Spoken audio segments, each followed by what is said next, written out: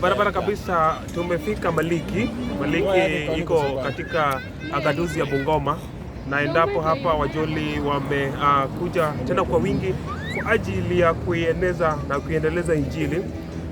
Tumekuja hapa kualika wote wana Maliki, na endapo tutakuwa na mafunzo tofauti ikiwemo pale tutakuwa na mafunzo ya uchambuzi wa Biblia.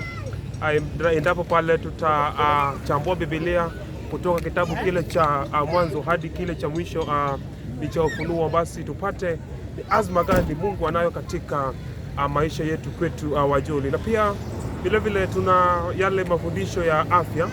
Naam, tutajifunza jinsi gani tunapaswa kuishi kwa njia inavyomtukuza na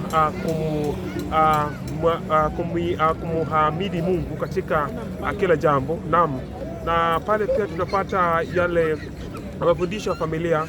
Tunaona katika kipindi hiki cha mwisho familia nyingi zimevuruga, na katika hali hiyo tunapata kuna vita vya hapa na pale, na pia tuna vile kama vile mambo ya uhasama, chuki kati ya waumini, haswa hata katika familia ya Ukristo. Wengi ni Wakristo, lakini katika njia moja ama nyingine hawakuji pamoja katika hali ya kuelewana. Na pia tutakuwa na mafundisho ya unabii.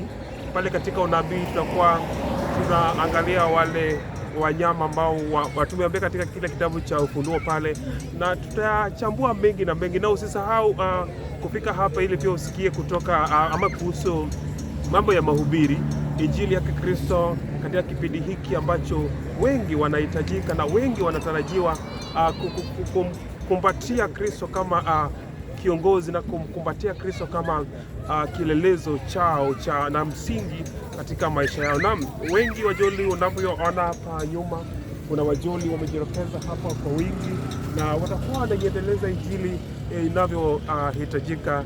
Ni Injili ambayo itachukua muda wa majuma mawili hapa, tukijikita kambi hapa katika nyakati za mchana kuanzia saa 8 hadi saa 12, na endapo hapo katika nyakati za asubuhi tutakuwa tunatembelea wana Maliki popote pale walipo katika nyumba yao moja kwa moja. Naam, nitarudi kwako studioni.